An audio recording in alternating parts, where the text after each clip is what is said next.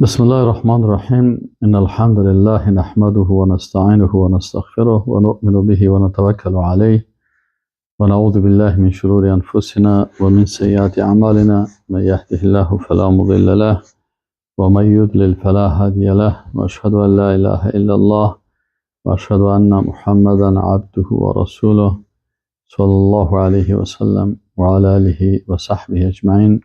اما بعد، در درس امروز ما و شما اصل اول از اصول ششگانه یا اصول سته را میخوانیم که در اصل اول اخلاص و بیان ضد آن که شرک است. مؤلف رحمه الله میگه بسم الله الرحمن الرحیم والاصل الاول اخلاص الدین لله تعالی وحده لا شریک له.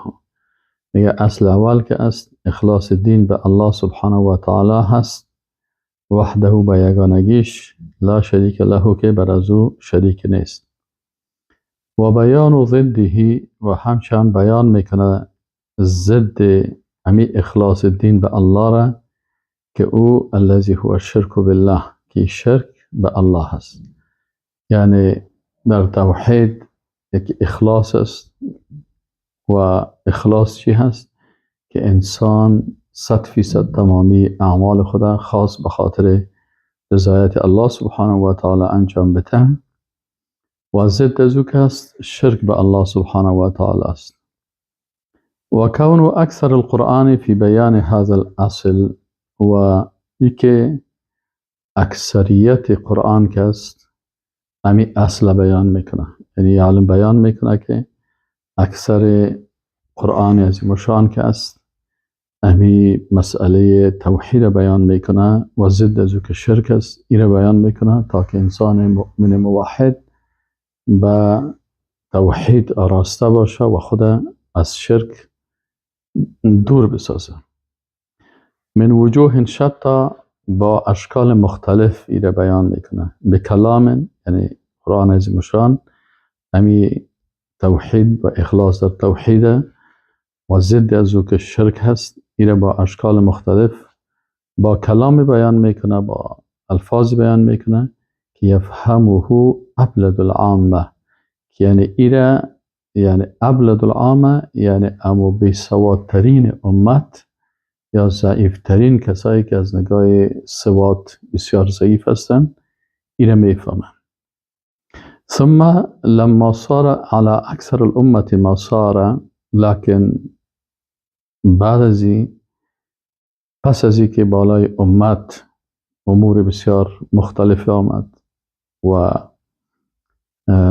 اختلافات و فرقه ها و بدعت ها زیاد شد، اظهر لهم الشیطان، یعنی بعد از که اختلافات و جنجال ها پیدا شد، فرقه ها و گروه های زیاد پیدا شدن که از فلسفه و از منطق و از علم کلام و از اینا استفاده کردن و زیاد وقت خود به این چیزها دادن و در فهم قرآن و سنت زیاد کوشش نکردن که اگر اینا که عالم بودن صرفه میفهمن، نحو را میفهمن، بلاغت میفهمن، زبان عربی را میفهمن، اینا اگر امی وقت گرانبهای خود به عوض از که به فلسفه و به منطق و به علم کلام و با اختلافات کلامی ها میدادن، اگر امی وقت خود در فهم قرآن و سنت مصرف میکردن، اینا ای احکام توحید بسیار خوب میفهمیدن، به خاطر از که در قرآن عظیم الشان قدر آسان بیان شده که یک انسان بسیار ابتدایی و انسانی که بسیار علمیت هیچ نداره و بسیار ضعیف است، او اگر امی قرآن بخونه، ترجمهش بخونه، این حقیقت رو درک میکنه و میفهمه. لکن وقتی که به این حالت، به این فتنه ها افتادن، اظهر لهم الشیطان و الاخلاص فی صورت تنقص الصالحین. شیطان آمد چی کرد؟ شیطان برشان اظهار کرد که اگر شما اخلاص برای الله میکنین و وقتی که اخلاص برای الله کردید، طبعا به قبرها و زیارتها و مخلوقات نه رکوع میکنین، نه سجده میکنین، نه نظر میکنین، نه قربانی میکنین، چون میفهمی که خودشان مخلوقاتی هستن که نفع و ضرر نمیرسانن، بازی ها میگن که خب حالا که شما خیلی افراطی که اینا در باره از این صالح ها میکنن، باز ایره باز برای مردم نشان میده که این خب بسیار تناقض از کمی هست در شأن اولیای صالحین. یعنی شیطان برشان این وسوسه را کرده که یعنی اگر تو برای این ولی از اولیاء الله یا در قبر از این ولی از اولیاء الله میری و در اینجا تو شرکیات انجام میتی، عبادت غیر الله را میکنی، نظر به نام از اینا میکنی، حیوان به نام از اینا ذبح میکنی، دست دعا به بارگاه از اینا بلند میکنی، قبرهای از اینا را زیارتگاه و عیدگاه بر خود ساختی و اونجا مجالس و حلوا و شیرنیباب و دیگها و قالینها و گپا هست. اینا وقتی رو میکنی در حقیقت میگه تو دوستی با صالحین میکنی. اما اگر کسی توحید حقیقی که در قرآن هست، موضوع را نشان میده که شما در اینجا تناقض و کمی کردین برای صالحین و تقصیر فی حقوقهم، شما حقوق از اینا را ادا نکردین، در حقوق از اینا چی کردین؟ مقصر هستین.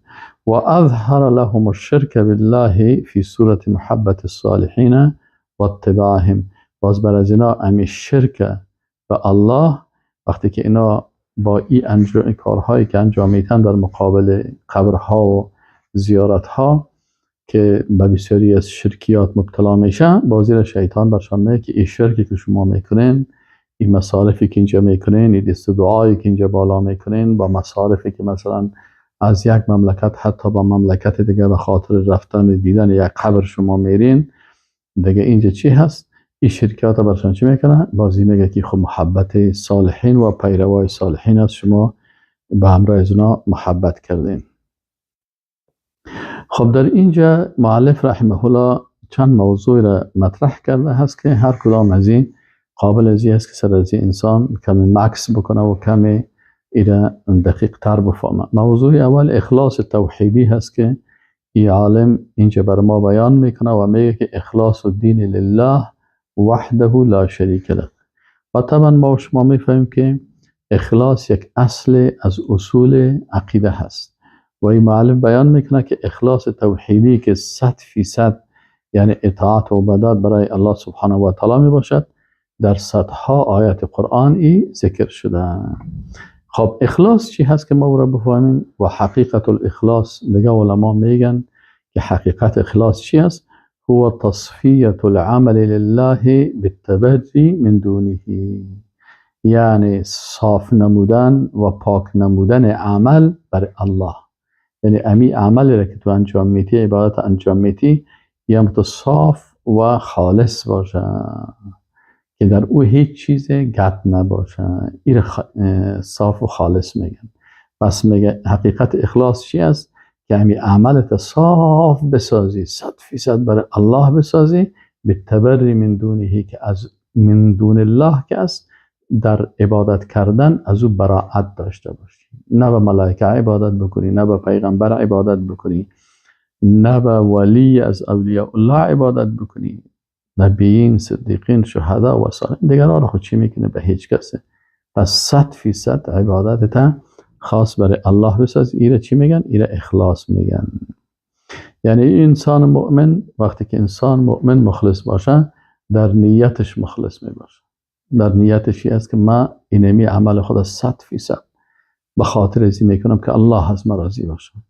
و در تعظیمش به الله سبحانه و تعالی مخلص است که عظمت خاص برای الله سبحانه و تعالی میده. سبحان ربی العظیم وقتی که میگه واقعا عظمت الله سبحانه و تعالی را در قلبش میداشته باشه و در ظاهر و باطن خود مخلص می باشه. اگر کس بود، کس نبود، تنها بود، دیگرا بود، در هر لحظه ای چی می باشه؟ مخلص می باشه. در عملش مخلص می باشه که برای الله انجام میده. در بیان حق مخلص هست. وقتی که بیان حق میکنه، الله از پیش من راضی شود. میشه وقتی که من حق بیان بکنم، شاید بسیاری از دوستا، حتی از اقاربم، از دوستای نزدیکم، از خویشاوندایم یا خفه شوند. وقتی که این گپا میزنی توحید میگی، شاید اونا خفه شوند. بسیاری کسا دیگه از این خاطری میگه خیر است کل دنیا اگر خفه شوند الله راضی باشه. پس در بیان حق هم انسان چی میباشه؟ مخلص می باشه، خوشی مخلوق در نظر نمی داشته باشه، بلکه خوشی و رضایت الله مقصدش می باشه. در نمازش مخلص می باشه، در مناسک و ذبح حیوانات مخلص است، فقط نماز برای الله انجام میده. مناسک خدا در تمام زندگی خود، حتی زندگی و مرگش خاص مخلصانه میگه کل زندگیم برای الله هست و مرگ ما برای الله هست. قل بگوی رسول الله صلی الله علیه و سلم این صلاتی، یقینا که نماز من و نسکی و دیگر مناسک من، علما میگن مناسک اینجا یعنی ذبح حیوانات، قربانی که میکنن، حدی که میتن، اینا گوسفند است یا شتر است یا هر بز هست یا گاو است، هر حیوان را که ذبح میکنن، و محیای و زندگی ما و مماتی و مرگ ما کلش است لله. لام اینجا برای تخصیص میگه که خاص برای الله هست که او رب العالمین هست. و الله سبحانه و تعالی امر کرده به اخلاص. چی میگه؟ ودعوه مخلصین له الدین، شما الله را طلب بکنین، دست دعا را فقط به بارگاه الله بلند بکنین، با بسیار در حالی که بسیار اخلاص داشته باشین، از الله بخواین به بسیار اخلاص، فقط از الله بخواین، از غیر الله هیچ چیز را نخواین. له الدین که دین خاص برای الله باشه.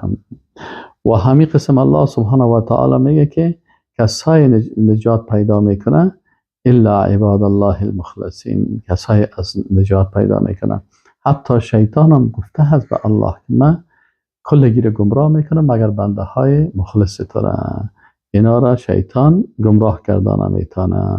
قال فبعزتک، این میگه شیطان اینجا آمد، شیطان گفت که فبعزتک لاغوینهم اجمعین، شیطان قسم خورد گفت یا الله به عزت تو قسم است که تو ذات عزیز هستی، با عزت و غالب هستی، به عزت تو قسم یاد میکنم که من تمام ای اولاد آدم گمراه میکنم، اجمعین تمامی از اینا را.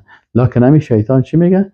الا عبادک منهم المخلصین، لکن او بنده های تو را من گمراه کردن نمیتونم که اونا اخلاص کردن بالاخره مخلص شدن. مخلصی است که خود انسان اخلاص میکنه و مخلص کسی است که الله سبحانه و تعالی اخلاص زیر قبول کرده و ایده در جمله بنده های مخلص خود پذیرفته هست. ایره باز کسی شیطان میگه اونا را باز من گمراه کردن نمیتونم. و امام بخاری رحمه الله میگه که از ابی هریره رضی الله عنه روایت است که قال قلت یا رسول الله من اسعد الناس بشفاعتک یوم القیامه. ابو هریره رضی الله عنه میگه من گفتم که ای رسول الله صلی الله علیه و سلم، سعید ترین و خوشبخترین و نیکبخترین انسان به شفاعت تو در روز قیامت کی هست؟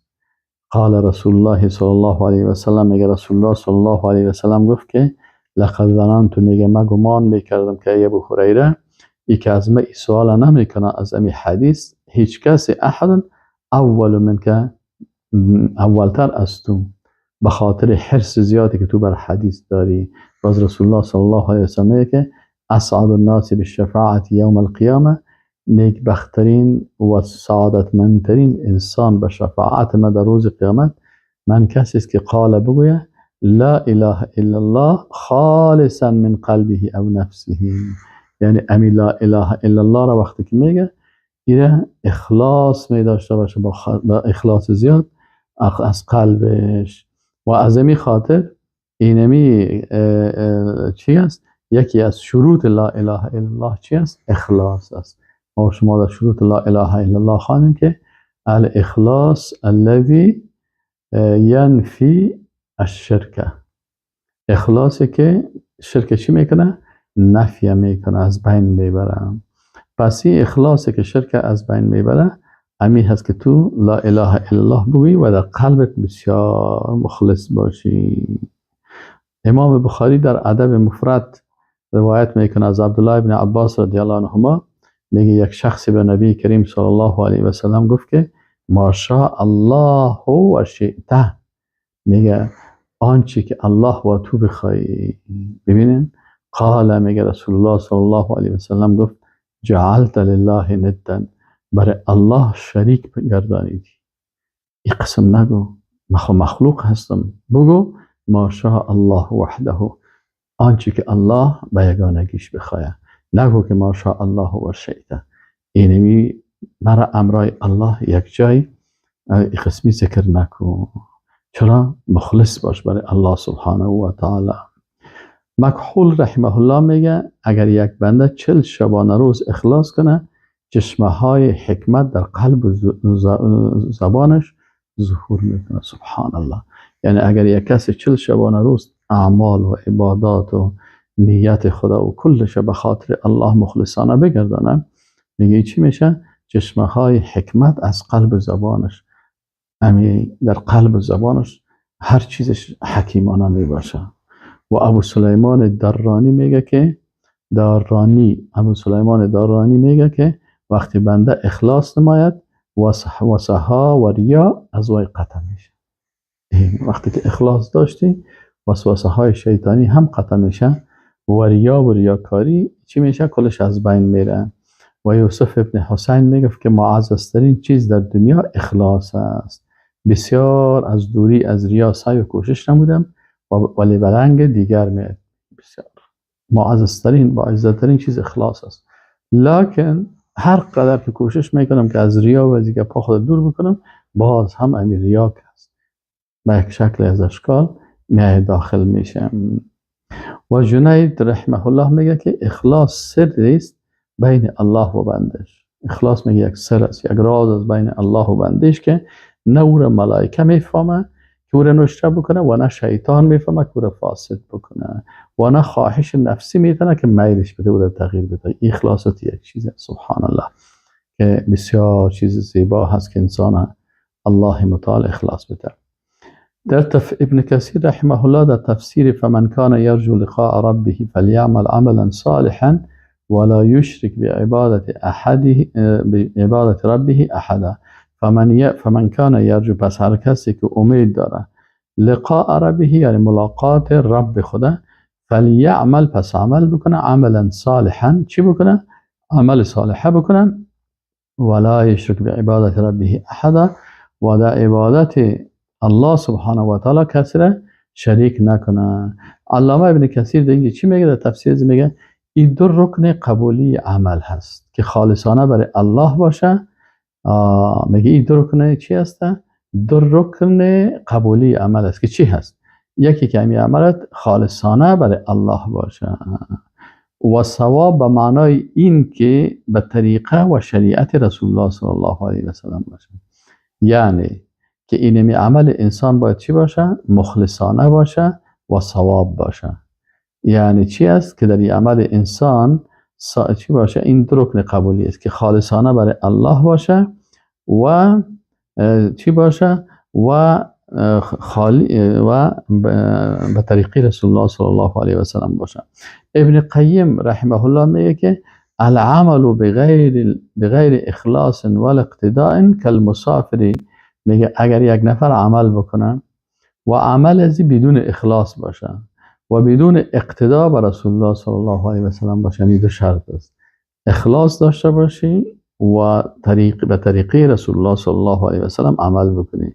میگه اگر یک کسی یک عمل میکنه که در او عمل ازی این دو کمبود باشه، اخلاص نباشه و طریقه رسول الله صلی الله علیه و سلم یعنی به طریقه از او اقتدا نکرده باشه، از کدام طریقه دیگه استفاده کرده باشه، دیگه این مثل چی است؟ میگه کل مسافری، مثل یک مسافر است که یملأ جرابه رملا، که امو خلطه خدا جراب اونا امو خلطه دیگه. میگه ما شما جراب که در پای میپوشین، جراب هم مثل خلطه ورست.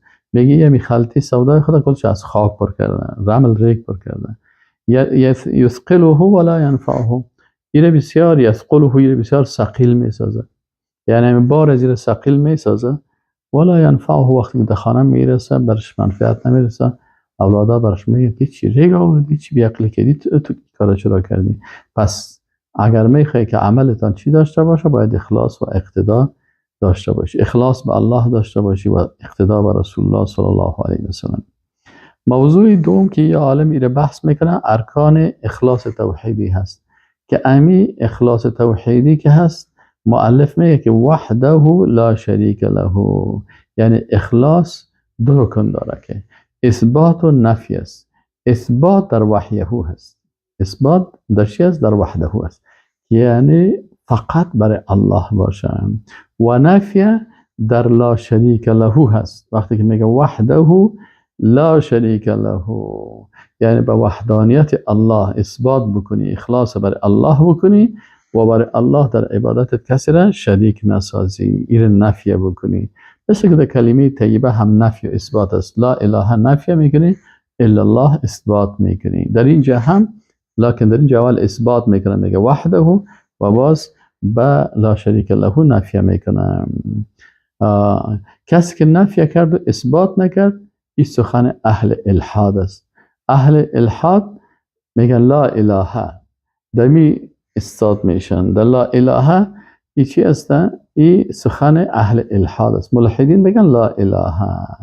و کسی که اثبات کرد و گفت ایمان دارم به الله و نفی عبادت از غیر الله نکرد، او در شرک مبتلا میشه.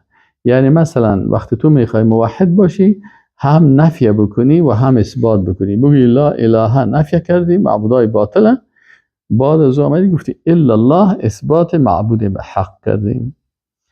و اگر یک کسی نفی میکنه اثبات نمیکنه، این کار ملحدین است که نفی میکنن معبودها را و اثبات نمیکنن. و اگر کسی نفی نمیکنه تنها اثبات میکنه، باز این در شرک مبتلا میشه. پس انسان باید وقتی که وحده گفت لا شریک له، این هم باید در وجود باشه که به الله کسی را شریک نسازه.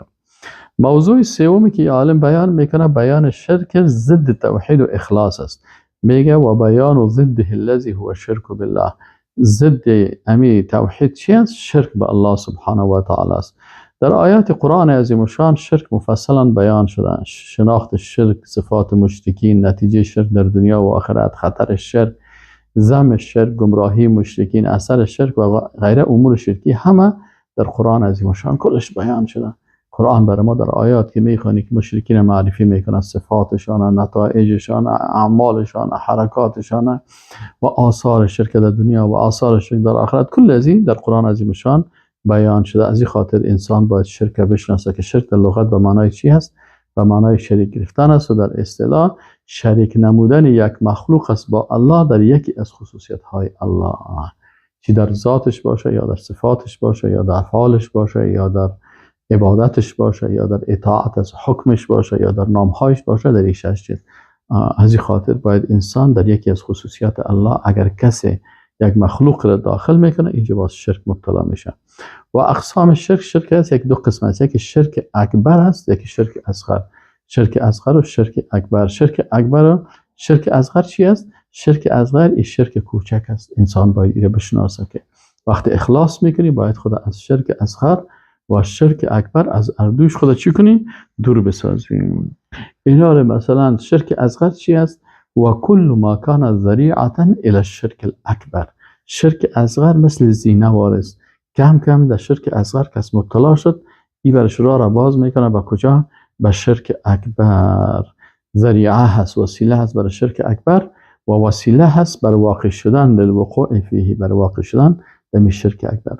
او ما جاء فی النصوص تسمیته شرکا، یا شرک اصغر ایره هم میگه که در نصوص بر از شرک گفته شده هست، لکن ولم یصل الی حد الاکبر، لکن به اندازه شرک اکبر نرسیده باشم.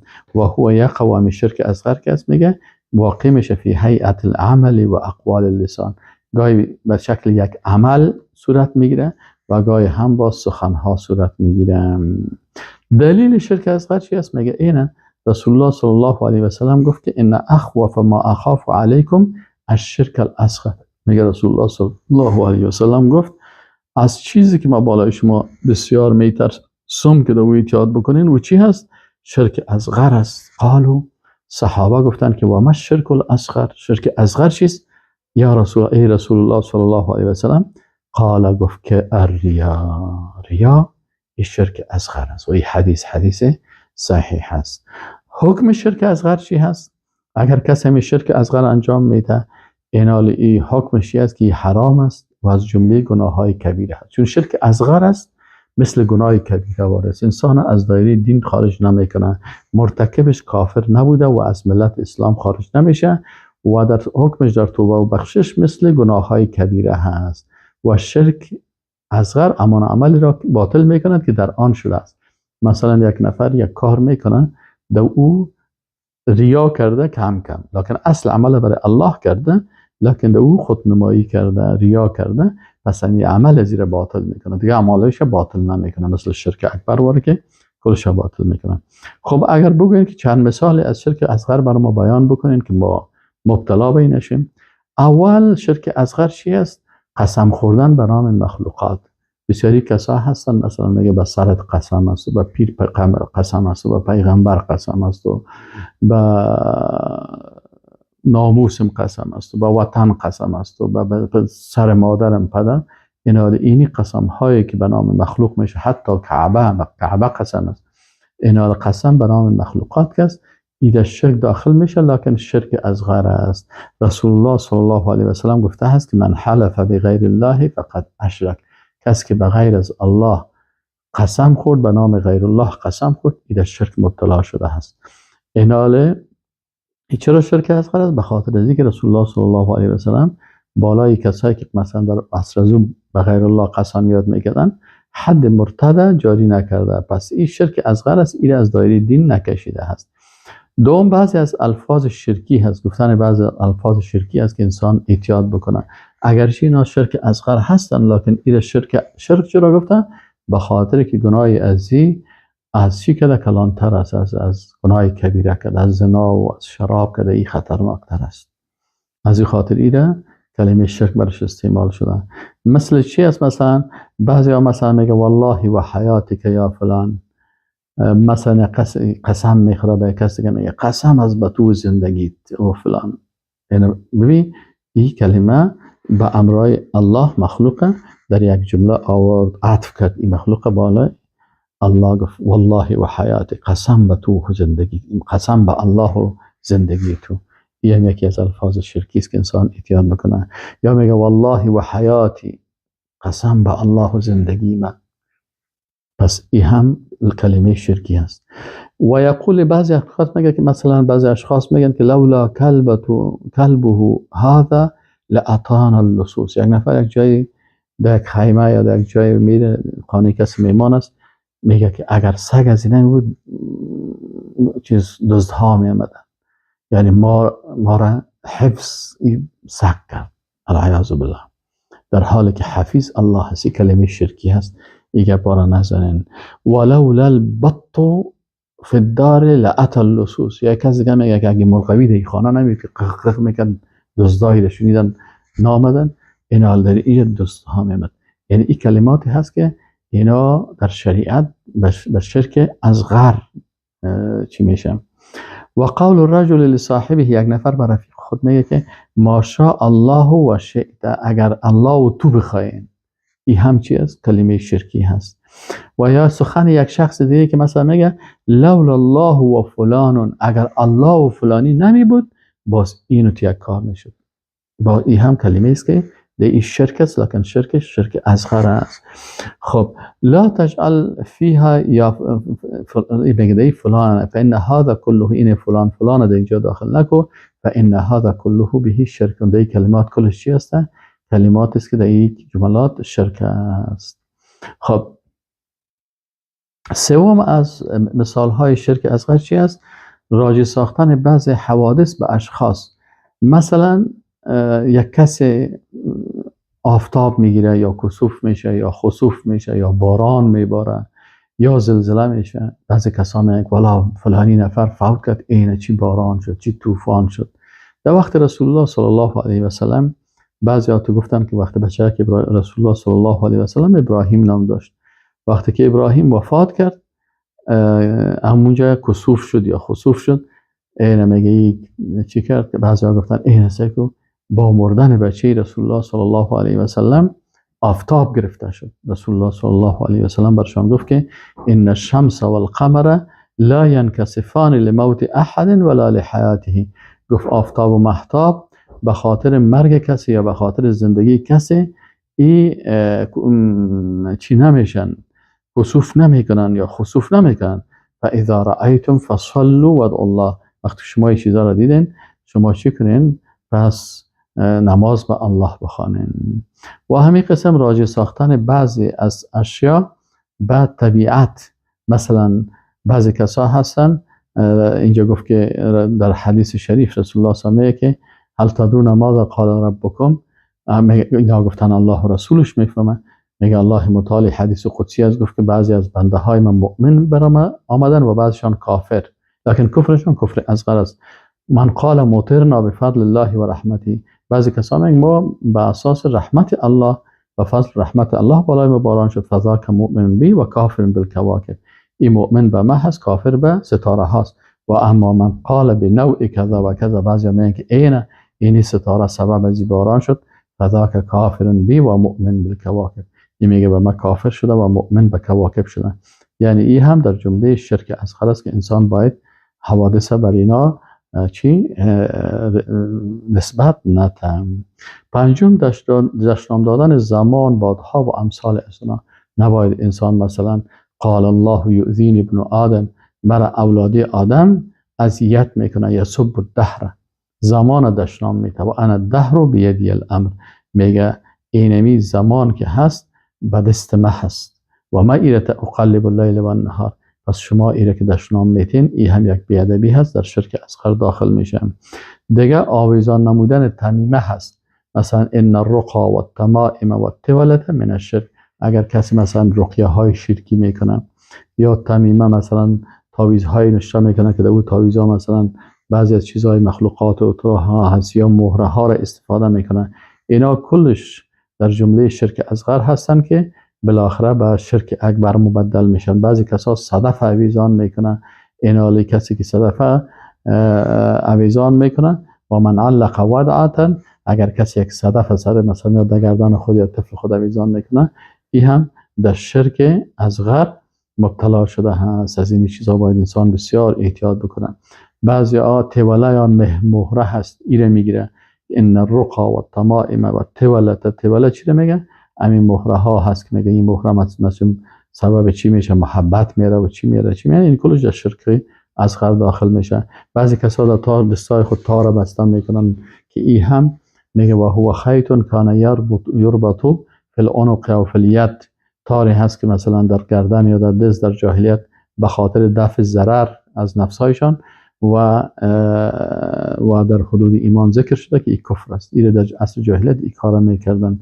اینا دیگه پوشیدن مثلا بعضی حلقم یا انگشتر یا کره که میگن این بر ما منفعت میرسانه، یکی بر زینت است، یکی به خاطر ازی که میگه ولبس الحلقه و نحوها ان اعتقد لابسها انها مؤثره بنفسها دون الله، که اگر عقیده بکنه که تاثیر میکنه به غیر از الله، اگر بگه خودش تاثیر میکنه بدون الله، بازی به شرک اکبر مبدل میشه. اما اگر او تو عقیده بکنه که نه این هم یک فایده میرسانه، این سبب است، باز این سبب است ولکنه لیس مؤثرا بنفسه، لکن به نفسش تاثیر نمیکنه، یک سبب است، باز این در شرک اصغر داخل میشه.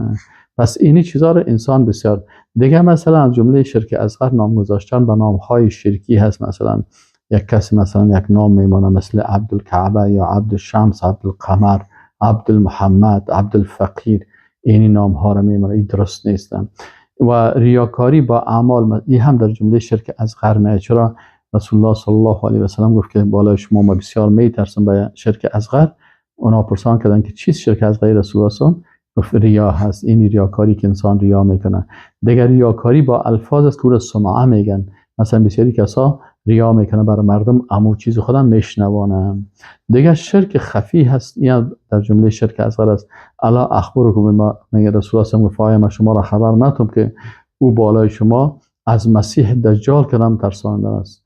میگه صحابه گفتم که ما گفتیم بله ای رسول الله صلی الله علیه و سلم. میگه گفت که الشرک الخفی ای یقوم الرجل، میگه شرک خفی چی است؟ یک نفر نماز میخونه، باز وقتی که یک کس دید که سونش سایل داره، باز این بسیار زینت میره، نماز خدا خوبش میخونه. از این خاطر این هم در جمله چی میره؟ در جمله شرک اصغر میره. و رسول الله صلی الله علیه و سلم شرک فیکم اخفی من دبیب النمل، همین شرک از در بین شما از امو مرچک های خوردم که بسیار چی هست؟ بسیار مخفی هست. و قسم دوم از باز شرک اکبر است که انشاءالله ما و شما او را باز درس بعدی میخوانیم. و السلام علیکم و رحمت الله و برکاته.